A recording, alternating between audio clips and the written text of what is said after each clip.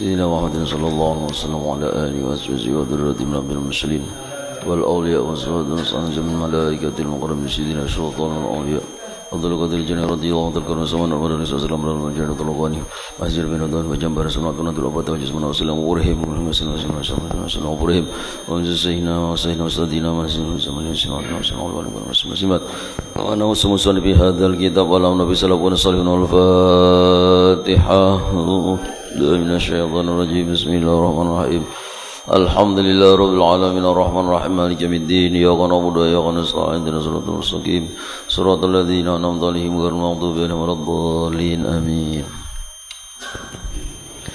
Assalamualaikum warahmatullahi wabarakatuh.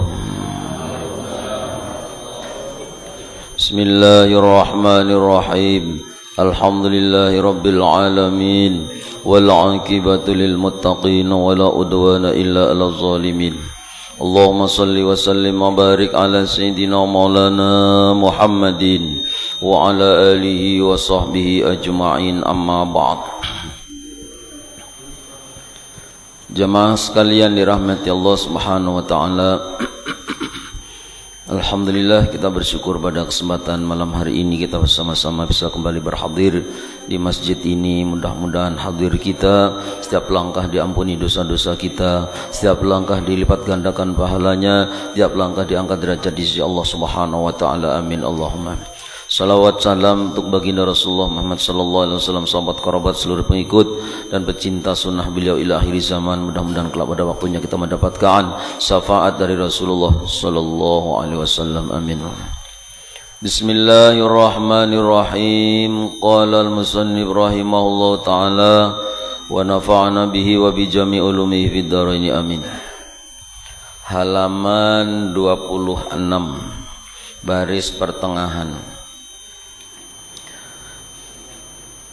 Di dalam bait 6, 7, 8 dan 9 ini nazim rahimahullahu ta'ala, arti nazim itu beliau Syekh Marzuki yang mengarang nazam ini, menyebutkan 20 sifat yang wajib bagi Allah Ta'ala. Maka 20 sifat ini terbagi kepada 4 bahagi.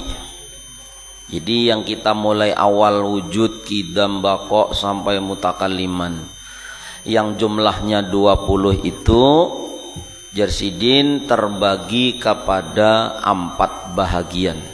Nah, pertama sifat yaitu sifat yang tidak bisa dipahami akan zat tanpanya, yaitu satu sifat wujud. Jadi sifat yang pembagian yang pertama dari 20 yang terbagi menjadi 4, itu yang pertama namanya sifat nafsiyah, yaitu sifat yang tidak bisa dipaham akan zat tanpanya. Ini sifat wujud. Kenapa dinamakan sifat nafsiyah? Nafsiyah itu asal daripada adalah diri, nafsu. Nafsiyah itu dirinya Allah, zatnya Allah. Maka tidak bisa dipaham akan zatnya tanpanya. Tanpa ada zatnya Allah tidak akan ada sifat nafsiyah. Karena adanya zat Allah ini yang ada penghabisannya, yang tidak ada akhirnya.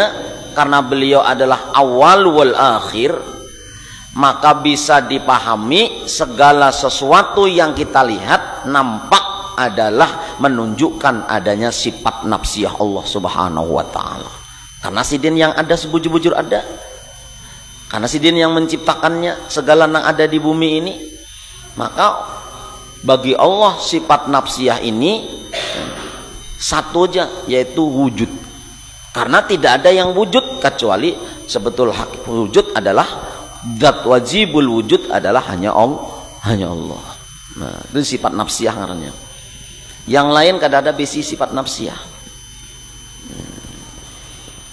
Itu yang pertama.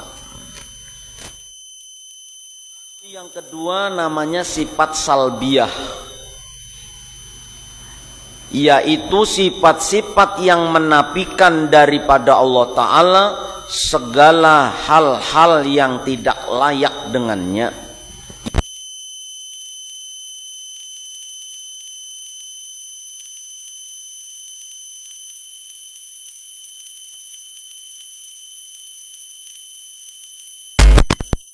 Jadi sebaliknya daripada sifat wajib. Nah, maka 5 di sini.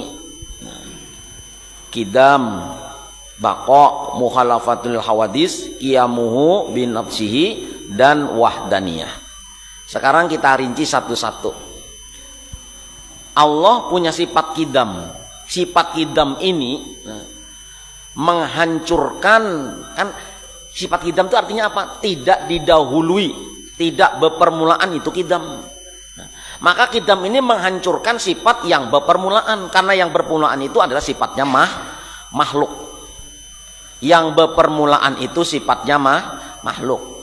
Maka yang berpermulaan ini ditiadakan pada sifat Allah. Dengan sifat apa? Dengan sifat salbiyah. Apa itu? Kidam. Nah, kalau berpermulaan itu sifat makhluk. Nomor 2 nih, baqo. Sifat Allah baqo, kekal abadi selamanya. Sifat makhluk bang hancur, fana, dan rusak. Maka baqo ini melawani sifat hancur, meniadakan sifat yang tidak layak bagi Allah, karena Allah layak memang baqo. Ketidakawetan atau kehancuran,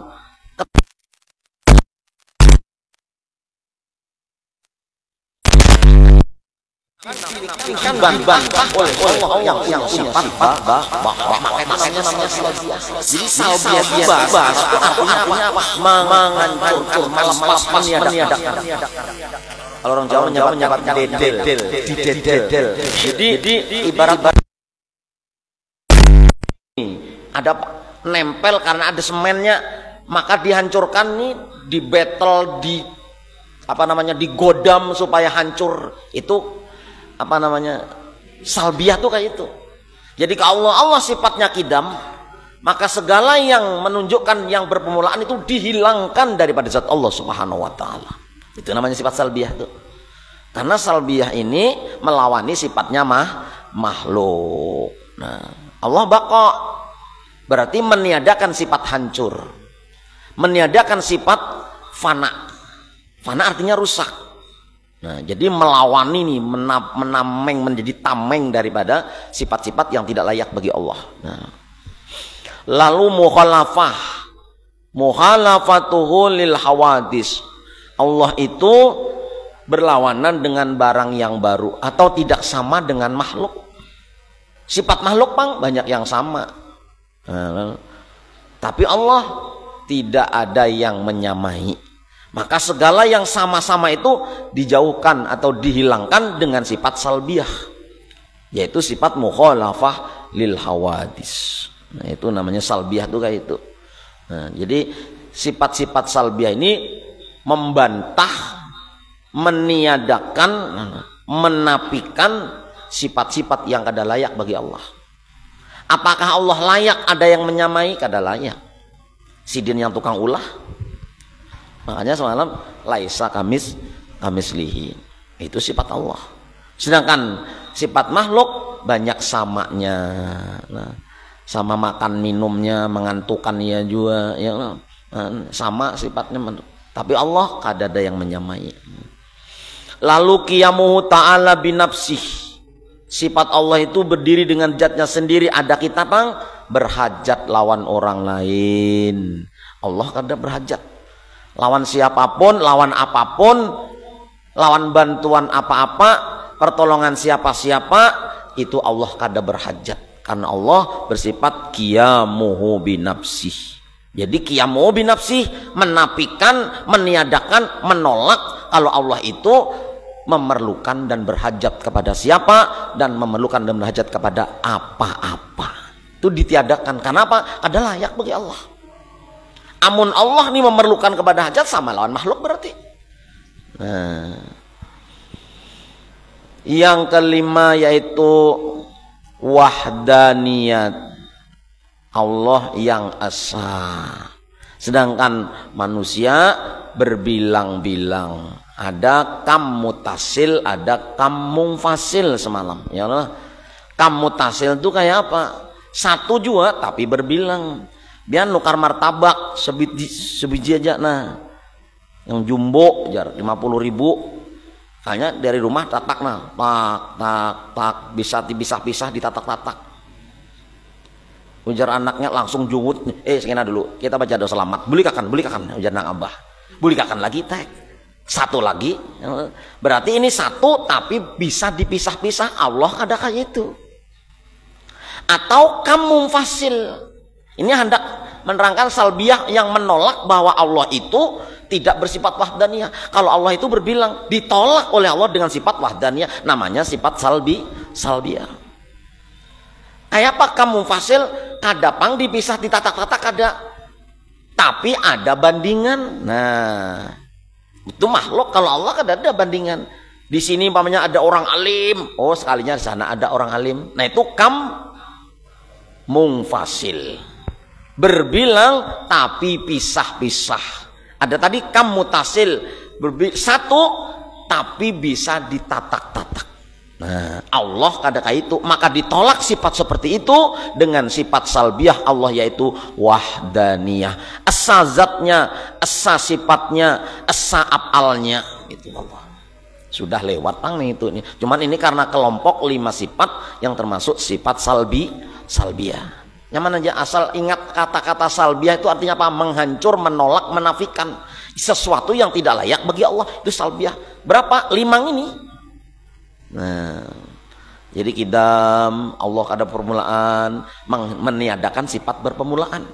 Pemulaan itu sifatnya makhluk. Jadi sifat makhluk itu berpemulaan. Rusak itu sifat makhluk. Ada persamaannya itu sifat makhluk. Hajat lawan orang lain sifat makhluk. Nah, berbilang-bilang itu sifat makhluk. Kalau Allah bako, kidam bako, muhalafal hadis, qiyamu binafsi, wahdaniyah. Nah, 2 sudah. Yang mana? Tadi ada sifat nafsiyah yaitu wujud. Ini yang kedua. Yang ketiga ada sifat ma'ani,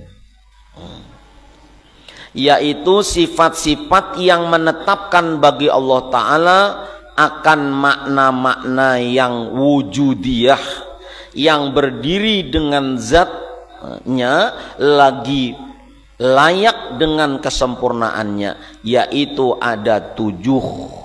Nah, ini sifat maknawi atau ma'ani lah. Jadi ada ma'ani, ada maknawi. Nah, ma'ani artinya berbangsa makna. Nah, di situ maknawi itu sifat yang terpisah dengan zatnya. Itu ma'ani itulah sifat yang terpisah dengan zatnya, sifatnya aja. Qudrat artinya kuasa. Nah, yang kuasa itu ma'ani.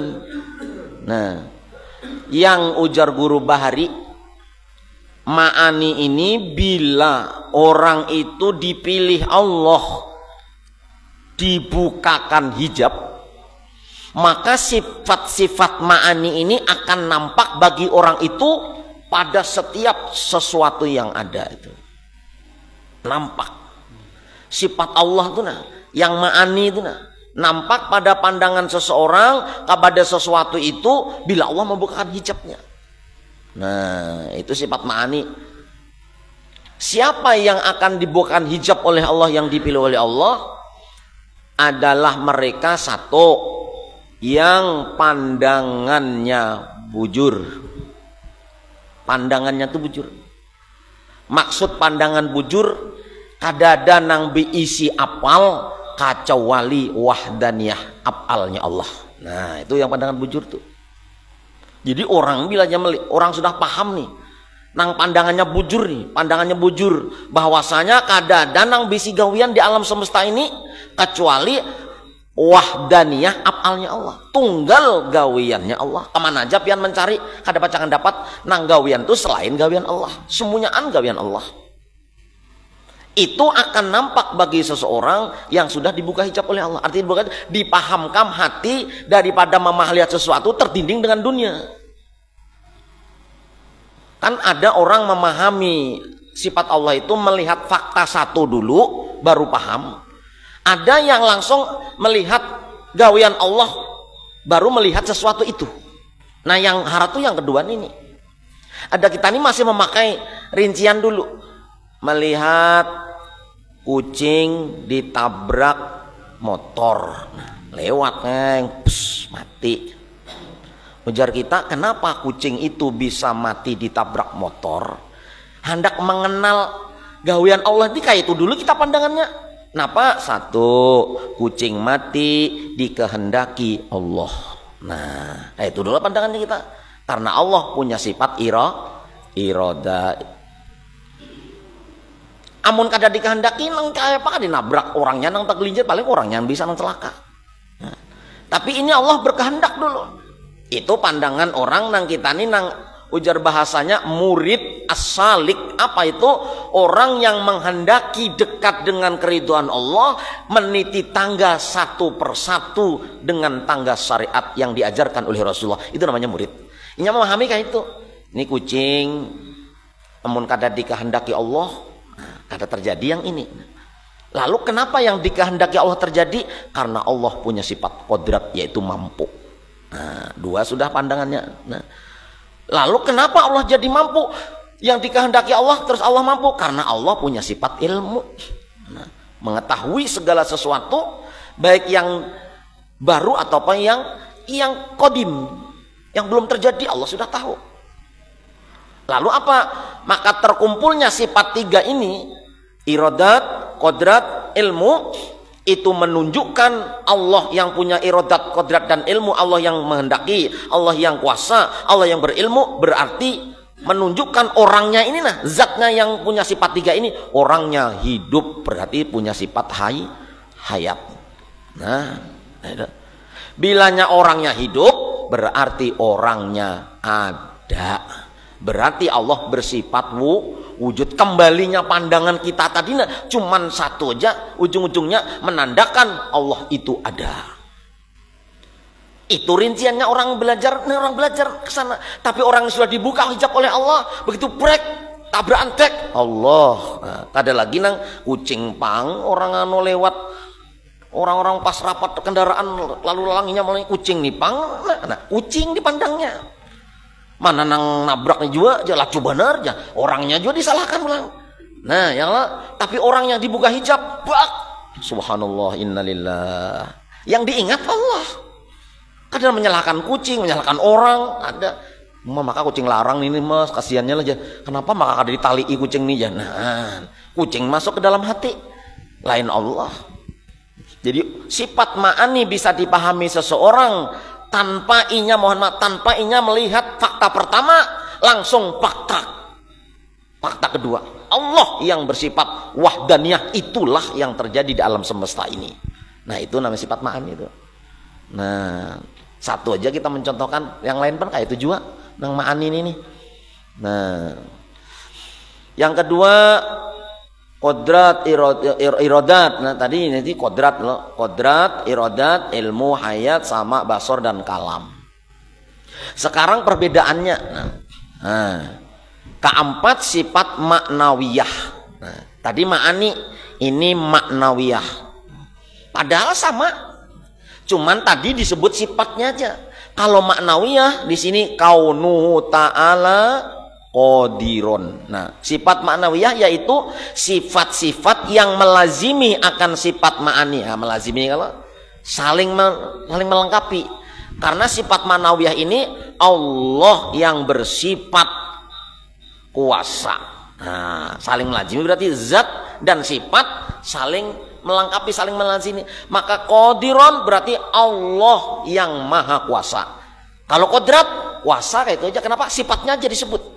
Kalau qadirun berarti Allah yang maha kuasa. Berarti kita menyebut ya qadir menjadi asma, antara zat dan sifat disebut menjadi asma. Ya qadir, wahai zat Allah yang maha kuasa. Nah, bedanya sedikit aja. Kalau qadrat sifatnya, kalau qadirun zat dan sifatnya. Maka bila disebut zat dan sifatnya menjadi asma. Ya Ghafur. Berarti Allah yang maha pengampun. Nah, itu bedanya di situ aja. Jadi sifat maknawiyah dan sifat ma'ani jumlahnya sama. Ini cuman tambah kaunuhu, keadaan Allah. Zat Allah itu qadirun, yang maha kuasa.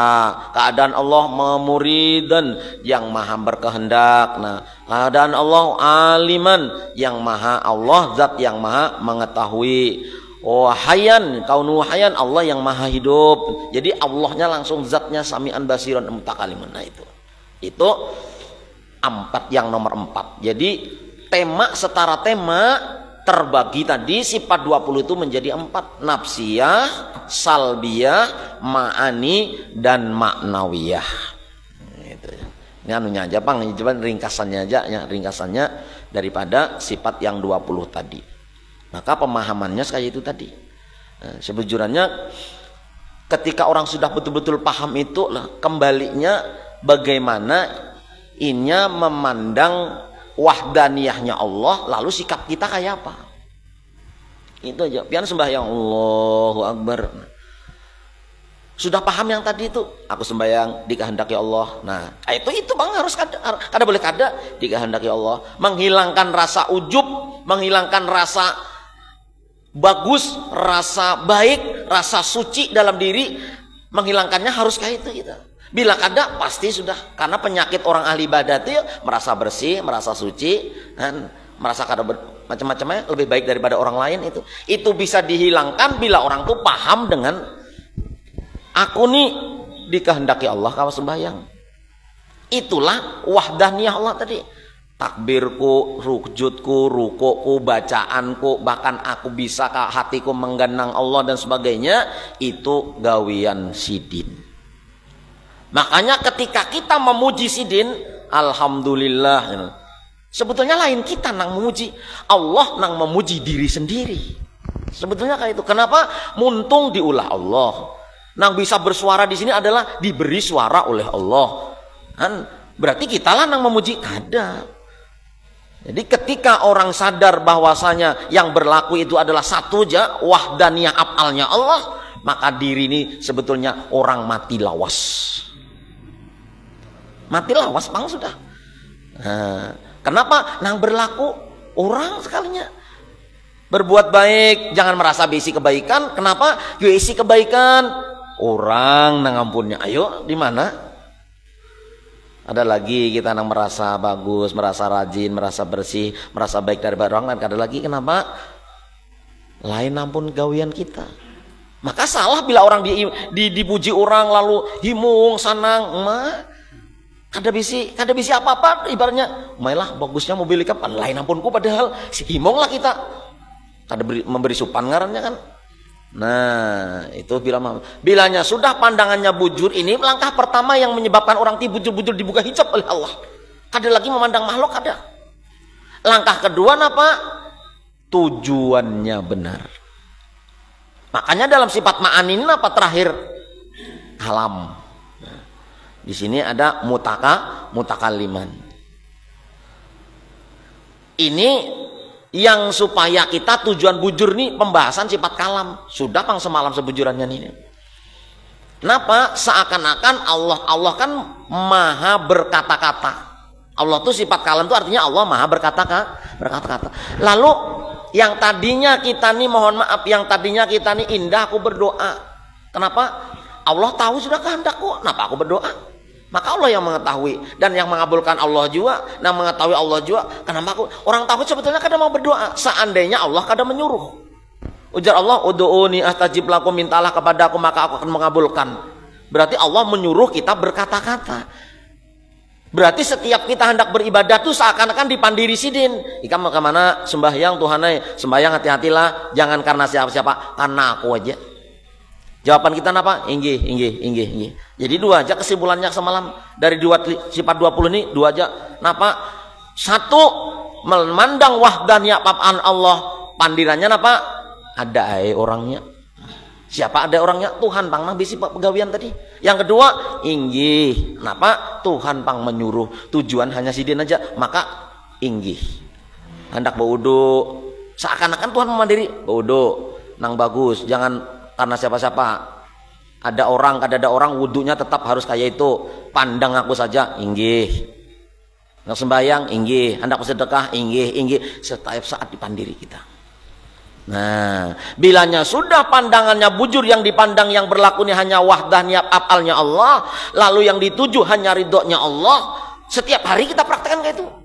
Pian hendak apa aja tuh? Bangun guring, hendak guring, terus hendak bangun guring, hendak ke WC, hendak apa-apa, itu aja yang ada nih. Gawian Allah, ridhonya Allah. Gawian Allah, ridhonya Allah. Sehingga nang ada di otak kita tuh hanya sidin aja lagi. Mun hanya sidin aja nang ada kejadian apapun yang terjadi, langsung sidin nang terbayang di otak kita, langsung sidin yang ada dalam ingatan kita, bahkan langsung sidin dalam mata kita. Maka orang yang asli dengan sidin tuh jangan diponis syirik dan dosa dulu, wih telinga Tuhan jadinya. Artinya apa? Telinga itu selamanya dan selalu masih punya Allah. Bukan Tuhan bertelinga kayak itu ada. Jadi jangan kamu mengatakan Tuhan kayak itu bertelinga, jangan dulu. Orang tingkatannya lain-lain. Marifat orang kan beda-beda. Ada orang marifat siapa tahulah siapa maulah langit, Allah. Yang maulah bumi Allah. Nah menghidupkan Allah, nah mematikan Allah. Makrifat sudah. Tapi makrifat tingkat awal. Nah, jadi kita menyampaikan kepada seseorang sesuai dengan akalnya. Bila sampai ya kita sampaikan. Bila nyai mau ulah sidin bingung, jangan disampaikan. Kada boleh kayak itu. Nah, bisa ya. Ayo. Nah ini belum lagi ada 6 lagi sifat yang punya ta'aluk. Nah, ini penting lagi ta'aluk nih. Karena di dalam kitab tauhid itu pembahasan ta'aluk nih berlembar-lembar. Tapi ulun ringkas saja karena insyaallah mudah-mudahan Selasa kita panjang umur sehat walafiat ya kalau ada tahu kita. Nah, berkisah tuh Haji Manu tadi kawan nang rajin turun hari Kamis, hari Minggu segala di Manjuhan meninggal sih nang lama-lama tuh. Ayo. Nah, hanya Kamisnya majelis di sini Jalan Patin. Nah, masya Allah. Secara zahir bagus pang ya Allah, karena sidin istiqomah menuntut ilmu, malam masih menuntut ilmu, siang diambil oleh Allah, masya Allah luar biasa. Itulah pentingnya kita menata niat, seumuran kita niat. Pokoknya bila aku sehat ada kesempatan hendak menuntut ilmu dimanapun dan kapanpun ya Allah. Ulunkin hendak juga kayak itu. Nah, minta ridho minta halal. Al-Fatihah. Bismillahirrahmanirrahim. Alhamdulillahirabbil alamin arrahmanirrahim maliki yaumiddin iyyaka na'budu wa iyyaka nasta'in ihdinas siratal siratal ladzina an'amta alaihim ghairil maghdubi alaihim waladdallin amin amin ya Allah ya rabbal alamin bismillahirrahmanirrahim alhamdulillah shalli wa sallim wa barik ala sayyidina Muhammad wa ala alihi washabihi ajmain Allahumma ja'al jama'ana hadha jama'an marhuma wa ja'al jama'an maghfura wa ja'al jama'an mubaraka wa tabaraka ma'suma ya rahman rahimin alimna bima fa'ana wa bilantan waj'al man khalisatan wa ihtim lana bika ajmain wa sallallahu ala sayyidina Muhammad wa alihi wasallam alhamdulillahi rabbil alamin taqabbalallahu minkum.